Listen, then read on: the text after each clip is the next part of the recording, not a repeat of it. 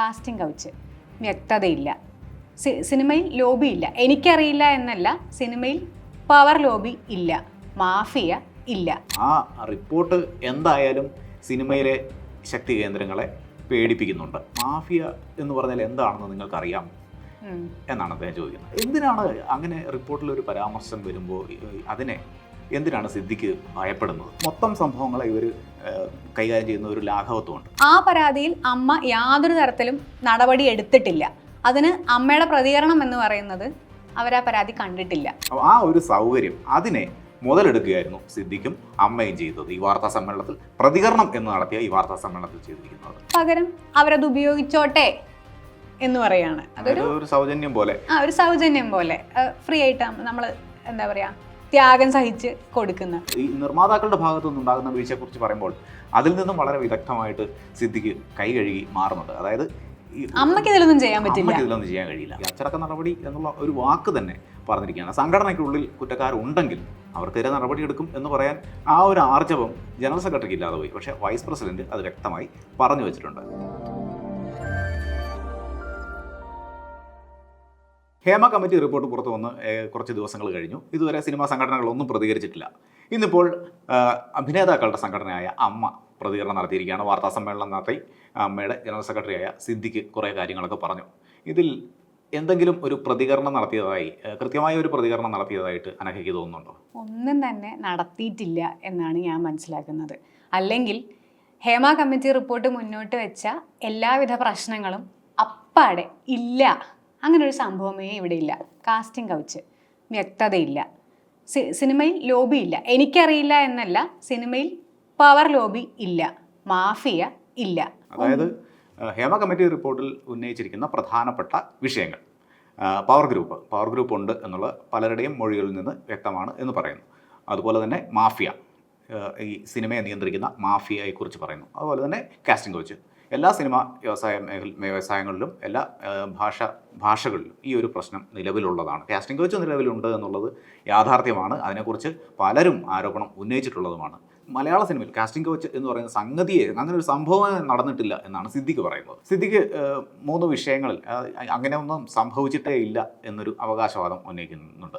അതിൽ സിദ്ദിഖ് നടത്തിയ ആ ഒരു വിശദീകരണത്തെക്കുറിച്ച് കൂടി നമുക്കൊന്ന് സംസാരിച്ചു പോകാം. ആദ്യമായിട്ട് ഈ പവർ ഗ്രൂപ്പിനെ കുറിച്ച് പറയുന്നത്, അദ്ദേഹം പറയുന്നത് ഈ പവർ ഗ്രൂപ്പ് എന്ന് പറയുന്നൊരു സംഗതിയേ ഇല്ല. ആദ്യം അബദ്ധത്തിലായിരിക്കാം അദ്ദേഹം അതിനെക്കുറിച്ച് അറിയില്ല എന്നാണ് പറഞ്ഞത്. പിന്നീട് അതിനെക്കുറിച്ച് വിശദീകരിച്ച് പറയുമ്പോൾ പവർ ഗ്രൂപ്പ് ഇല്ല, ഈ പവർ അറിയില്ല എന്നല്ല, ഇല്ല അങ്ങനെ പറഞ്ഞ് അതിന് രക്ഷപ്പെടുകയാണ്. ഈ പവർ ഗ്രൂപ്പ് വിചാരിച്ചാലൊന്നും സിനിമയെ നിയന്ത്രിക്കാൻ കഴിയില്ല എന്നാണ് അദ്ദേഹം പറയുന്നത്. അതായത് ഈ പവർ ഗ്രൂപ്പ് എന്ന് പറയുന്ന ഒരു ആരോപണം, റിപ്പോർട്ടിൽ പറയുന്ന ആരോപണം, ഈ ഗ്രൂപ്പിനെ രക്ഷിച്ചെടുക്കാൻ സിദ്ദിഖ് ശ്രമിക്കുന്നതായി അല്ലെങ്കിൽ അമ്മ ശ്രമിക്കുന്നതായി ഇതിൽ നിന്ന് തോന്നുന്നുണ്ടോ? അത് വ്യക്തമാണല്ലോ. പവർ ഗ്രൂപ്പിനെ രക്ഷിച്ചെടുക്കാനാണല്ലോ. പവർ ഗ്രൂപ്പ് ഇല്ല, അങ്ങനെ ഒരു സംഭവമേ ഇല്ല എന്നുള്ളത് ഒരു അമ്മ ജനറൽ സെക്രട്ടറി ആയിട്ട് ഇരിക്കുന്ന ഒരാൾ പറയാന്ന് പറയുന്നത് ഈ റിപ്പോർട്ടിനെ ആകെ മൊത്തം നിരാകരിക്കുന്ന പോലെയാണ്. റിപ്പോർട്ടിനെ സ്വാഗതം ചെയ്യുന്നു എന്ന് പറഞ്ഞു തുടങ്ങുന്ന പ്രസ് മീറ്റ് അവസാനിക്കുമ്പോഴേക്ക് പവർ ലോബി ഇല്ല, മാഫിയ ഇല്ല, കാസ്റ്റിംഗ് കൗച്ച് ഇല്ല എന്നെല്ലാം പറഞ്ഞ് റിപ്പോർട്ട് മുന്നോട്ട് വയ്ക്കുന്ന ആശയങ്ങളെ അങ്ങേ അറ്റം നിരാകരിച്ചുകൊണ്ടും തിരസ്കരിച്ചുകൊണ്ടുമാണ് പ്രസ് മീറ്റ് അവസാനിക്കുന്നത്. അതായത് ആ റിപ്പോർട്ട് മുന്നോട്ട് വയ്ക്കുന്ന ആശയങ്ങളെല്ലാം തന്നെ ഡൈല്യൂട്ട് ചെയ്യുകയാണ്. ആ റിപ്പോർട്ടിൽ മുഴുവൻ പറയുന്നത് പല ആളുകളായിട്ട് അനുഭവിച്ചിട്ടുള്ള കാര്യങ്ങളെ, എനിക്ക് തോന്നുന്നു സാക്ഷിമൊഴികൾ നമുക്ക് വായിക്കാൻ തന്നെ ബുദ്ധിമുട്ടുള്ള കാര്യങ്ങളാണ്. അവരത്രയും പറഞ്ഞതിന് ശേഷം അമ്മ ജനറൽ സെക്രട്ടറി പറയുന്നത് ഒറ്റപ്പെട്ട സംഭവമാണ്, നടി ആക്രമിക്കപ്പെട്ട സംഭവം എന്നാണ്. എന്തായാലും ഈ ഒരു സംഭവം കൊണ്ടാണ് ഈ ഹേമ കമ്മിറ്റി റിപ്പോർട്ട് ഉണ്ടാകുന്നത്. അത് ഈ സംഭവത്തെ തുടർന്നാണ് WCC രൂപീകരിക്കപ്പെടുന്നതും ഇങ്ങനെ സിനിമയിലെ സ്ത്രീകളുടെ പ്രശ്നങ്ങളെക്കുറിച്ച് പഠിക്കണം എന്നൊരാവശ്യം ഉന്നയിക്കപ്പെടുന്നതും സർക്കാർ ഇങ്ങനെ ഒരു കമ്മിറ്റി രൂപീകരിക്കുന്നതും. ആ റിപ്പോർട്ട് എന്തായാലും സിനിമയിലെ ശക്തി കേന്ദ്രങ്ങളെ പേടിപ്പിക്കുന്നുണ്ട്. അതിൻ്റെ ഒരു പ്രതിഫലനമാണ് സിദ്ദിഖിൻ്റെയും അമ്മയുടെയും അഭിപ്രായ പ്രകടനങ്ങളിൽ നിന്ന് നമുക്ക് മനസ്സിലാക്കാൻ കഴിയുന്നത്. രണ്ടാമത് അദ്ദേഹം പറയുന്നത് മാഫിയ ഇല്ല. മാഫിയ എന്ന് പറഞ്ഞാൽ എന്താണെന്ന് നിങ്ങൾക്കറിയാം എന്നാണ് അദ്ദേഹം ചോദിക്കുന്നത്. ഈ മാഫിയയെക്കുറിച്ച് പറയുമ്പോൾ എന്തിനാണ് അങ്ങനെ റിപ്പോർട്ടിൽ ഒരു പരാമർശം വരുമ്പോൾ അതിനെ എന്തിനാണ് സിദ്ദിഖ് ഭയപ്പെടുന്നത്? തിലകൻ്റെ മകൾ ഉന്നയിക്കുന്ന ഒരു ആരോപണത്തെക്കുറിച്ച് പറയുന്നുണ്ട്. തിലകൻ്റെ മകൾ ഒരു പ്രമുഖ താരത്തിൽ നിന്നുണ്ടായ മോശം അനുഭവത്തെക്കുറിച്ചാണ് പറഞ്ഞത്. അത് മാധ്യമങ്ങളോട് അവർ നേരിട്ട് പറയുമായിരുന്നു. അതിനോടുള്ള ഒരു സമീപനം എങ്ങനെ അതിനെ വിശേഷിപ്പിക്കാൻ കഴിയും? തിലകന്റെ മക്കളുടെ പരാതി ലഭിച്ചിട്ടേ ഇല്ല എന്നാണ് സിദ്ദിഖ് പറയുന്നത്. അതുകൂടാതെ സിദ്ദിഖിന്റെ ഈ തിലകന്റെ മകൾ സംസാരിച്ചതിനുള്ള പ്രതികരണം എന്ന് പറയുന്നത് എന്ത് മനോഹരമായിട്ടാണ് ആ കുട്ടി ആ കാര്യത്തോട് പ്രതികരിച്ചത് എന്നാണ്. ഒരാൾ സ്റ്റോക്കിങ്ങിനെ പറ്റിയാണ് പറയുന്നത്, നേരിട്ടിട്ടുള്ള പേടിപ്പെടുത്തുന്ന സംഭവത്തെക്കുറിച്ചാണ് പറയുന്നത്. അതെന്ത് മനോഹരമായിട്ടാണ്, എന്ത് ഭംഗിയായിട്ടാണ് ആ കുട്ടി നേരിട്ടിട്ടുള്ളത് എന്നാണ് പറയുന്നത്. അത് വളരെ എന്താ പറയുക, പോയറ്റിക് ആക്കുകയാണ് ആ സംഭവത്തെ. പോയറ്റിക് ആക്കുകയല്ല, അത് എനിക്ക് തോന്നുന്നത് ഈ മൊത്തം സംഭവങ്ങളെ ഇവർ കൈകാര്യം ചെയ്യുന്ന ഒരു ലാഘവത്വമുണ്ട്. അത് ഈ വിഷയത്തിലുണ്ട്. ഇതിലെ ഒരു പൊളിറ്റിക്കൽ ഇൻകറക്റ്റ്നെസ്സിനെ കുറിച്ച് ഒരു മാധ്യമപ്രവർത്തക അവിടെ ചൂണ്ടിക്കാണിക്കുന്നുണ്ട്. ആ സമയത്ത് സിദ്ദിഖിന്റെ പ്രതികരണം കേട്ടാൽ മതിയാവും. അതിലങ്ങനെ ഒരു പൊളിറ്റിക്കൽ കറക്റ്റ്നെസ്സിന്റെ പ്രശ്നമുണ്ടെങ്കിൽ ഞാനത് പിൻവലിക്കാൻ തയ്യാറാണ്. അടുത്ത സെക്കൻഡിൽ അത് പിൻവലിക്കുകയാണ്. എത്ര ലാഘവത്തോടെയാണ് കാര്യങ്ങളെ കൈകാര്യം ചെയ്യുന്നത്. അതേ സമീപനം തന്നെയാണ് ഈ റിപ്പോർട്ടിനെ ഇവർ കൈകാര്യം ചെയ്യുന്നതിലും ഉണ്ടായിരിക്കുന്നതെന്ന് പറയാം. ആ പ്രതികരണങ്ങളിലെല്ലാം അത് വ്യക്തമല്ലേ. മറ്റൊരു വിഷയം സിദ്ദിഖ് പറയുന്നത് കാസ്റ്റിംഗ് കൗച്ചിനെ കുറിച്ചാണ്. കാസ്റ്റിംഗ് കൗച്ചിനെ കുറിച്ചുള്ള ചോദ്യം വരുമ്പോൾ സിദ്ദിഖിന് അതേക്കുറിച്ച് അറിയില്ല, അങ്ങനെ നടന്നിട്ടുണ്ടോ എന്നുള്ളതിൽ വ്യക്തതയില്ല എന്നാണ് പറയുന്നത്. വ്യക്തതയില്ല എന്ന് സിദ്ദിഖ് പറയുമ്പോഴും അതിനോട് കൂട്ടിച്ചേർത്ത ജോമോൾ പറയുന്നുണ്ട് എനിക്ക് അങ്ങനെ ഒരു അനുഭവം ഉണ്ടായിട്ടില്ല എന്നുള്ളത്. ഇവരെല്ലാം ഇത് ഭയങ്കര പേഴ്സണൽ സ്പേസിൽ നിന്ന് സംസാരിക്കുകയാണ്, സോ ദാറ്റ് ആരും ചോദ്യം ചെയ്യില്ല. പക്ഷെ ഇവരവിടെ അമ്മയുടെ പ്രതിനിധികളായിട്ടിരുന്നിട്ടാണ് സംസാരിക്കുക ചെയ്യുന്നതും കൂടെ ഉള്ളത് പോയിന്റ് ഔട്ട് ചെയ്യേണ്ട കാര്യമാണ്. മറ്റൊന്ന്, ഈ WCC അംഗങ്ങൾക്ക് അവസരങ്ങൾ നിഷേധിക്കുന്നതിനെ കുറിച്ച് മാധ്യമപ്രവർത്തകർ ചോദ്യങ്ങൾ ഉന്നയിച്ചിരുന്നു.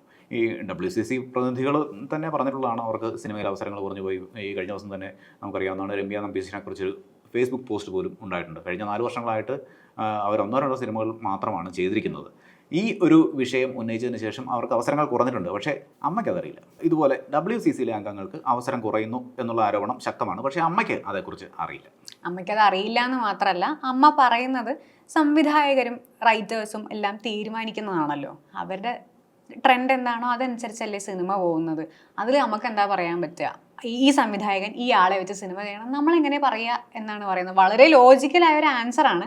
പക്ഷേ ഇതിൻ്റെ സോഷ്യൽ സിറ്റുവേഷൻ എന്താണെന്നുള്ളത് തൊടാതെ വെള്ളം ചേർത്ത് അങ്ങോട്ട് മാറ്റി വയ്ക്കുകയാണ്. എങ്ങനെയൊക്കെ ഊരിപ്പോകാൻ പറ്റുമോ അങ്ങനെയൊക്കെ ഊരിപ്പോയിക്കൊണ്ടുള്ള വളരെ താത്വികമായ ഒരു ഉത്തരമാണത്. അതായത് 500-ൽ പരം മെമ്പേഴ്സ് ഉള്ള താരസംഘടനയായ അമ്മയുടെ നിലപാടെന്ന് പറയുന്നത് ഹേമ കമ്മിറ്റി റിപ്പോർട്ട് മുന്നോട്ട് വയ്ക്കുന്ന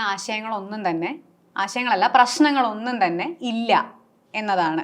അതിൽ പോട്ടെ, ഈ പറയുന്ന ഹേമ കമ്മിറ്റി റിപ്പോർട്ട് അവർക്ക് വായിക്കാൻ താല്പര്യമില്ലായിരുന്നല്ല, അവർ വായിക്കണം എന്നും പറഞ്ഞിട്ടില്ല, വായിക്കരുത് അല്ലെങ്കിൽ പുറത്ത് വിടരുത് എന്നും പറഞ്ഞിട്ടില്ല. കിട്ടിയ സ്ഥിതിക്ക് വായിച്ചു, അത് അവിടെ നിൽക്കട്ടെ.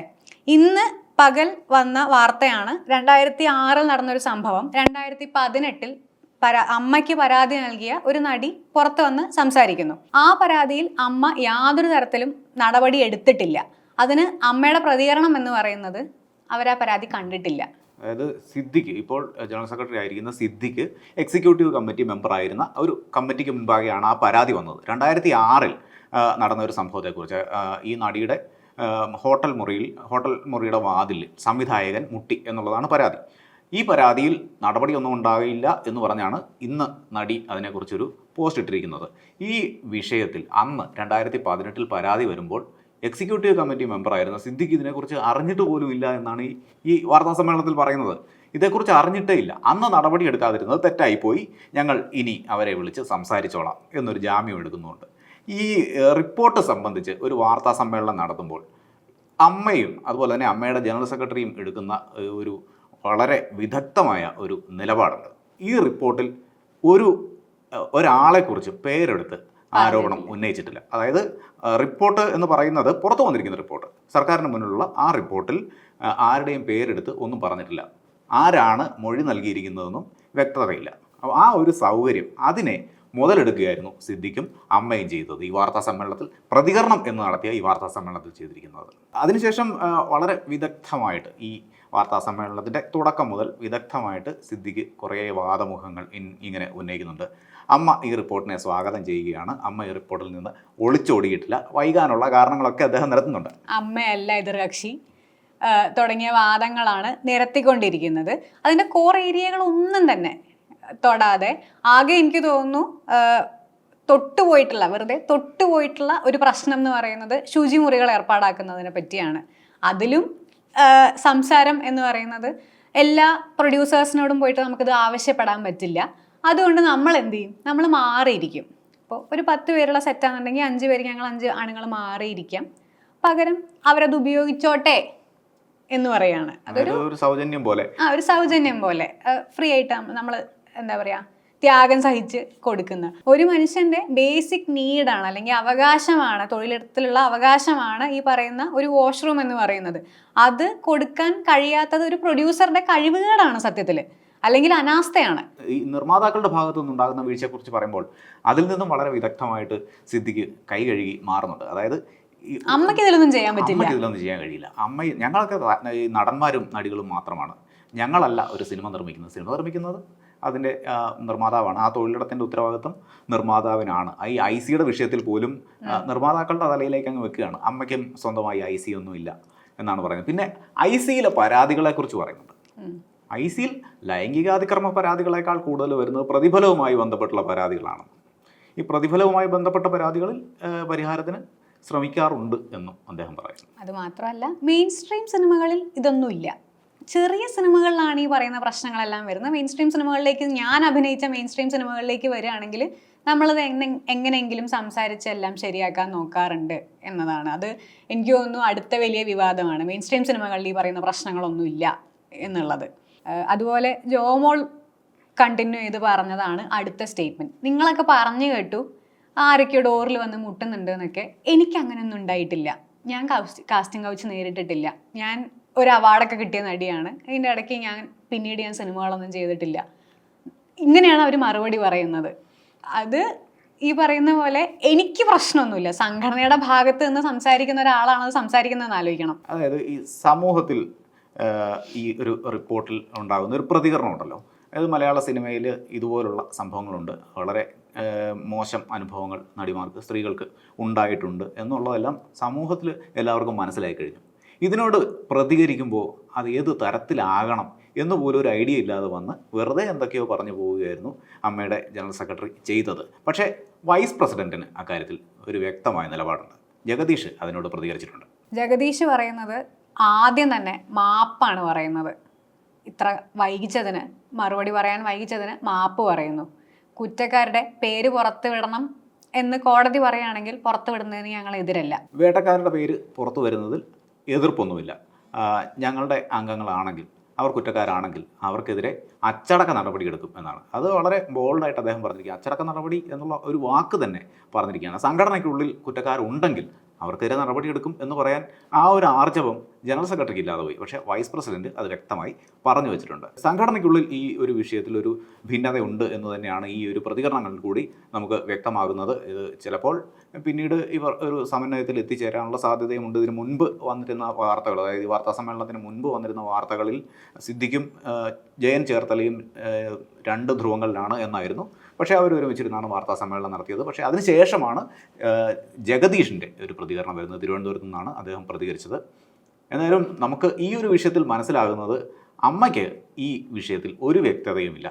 എന്തെങ്കിലും പറയേണ്ടത് ഉണ്ട് എന്നുകൊണ്ട് മാത്രം ഒരു വാർത്താ സമ്മേളനം നടത്തി ഒരു പ്രതികരണം നടത്തിയതായി കാണിക്കുക മാത്രമാണ് ജനറൽ സെക്രട്ടറി ചെയ്തിരിക്കുന്നത്. അതിനൊപ്പം വരുന്ന എക്സിക്യൂട്ടീവ് കമ്മിറ്റി അംഗങ്ങളും അക്കാര്യത്തിൽ അദ്ദേഹത്തെ പിന്തുണയ്ക്കുകയാണ് ചെയ്തത്.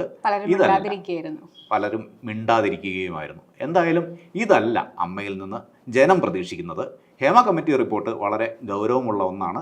അതിൽ സ്ത്രീകൾ നേരിടുന്ന പ്രശ്നങ്ങളെക്കുറിച്ച്, സിനിമയിലെ സ്ത്രീകൾ നേരിടുന്ന പ്രശ്നങ്ങളെക്കുറിച്ച് വളരെ വ്യക്തമായി എഴുതിയിട്ടുണ്ട്. ഹേമ കമ്മിറ്റി റിപ്പോർട്ടിൽ വളരെ ഗൗരവമുള്ള വിഷയങ്ങളാണ് ഉന്നയിക്കപ്പെട്ടിട്ടുള്ളത്. ആ വിഷയത്തിൻ്റെ ഗൗരവം പരിഗണിച്ചുകൊണ്ട്, അതിനെ അഡ്രസ്സ് ചെയ്തുകൊണ്ട് ആ വിഷയത്തിൽ എന്ത് പരിഹാരം ഉണ്ടാക്കാം എന്നുള്ളൊരു നിർദ്ദേശം ആയിരുന്നു അമ്മ പോലൊരു സംഘടനയിൽ നിന്ന് പൊതുസമൂഹം ആഗ്രഹിച്ചിരുന്നത്. പക്ഷേ അമ്മ ഈ വിഷയത്തിൽ നമ്മളെല്ലാവരെയും നിരാശപ്പെടുത്തുകയാണ് ചെയ്തിരിക്കുന്നത്.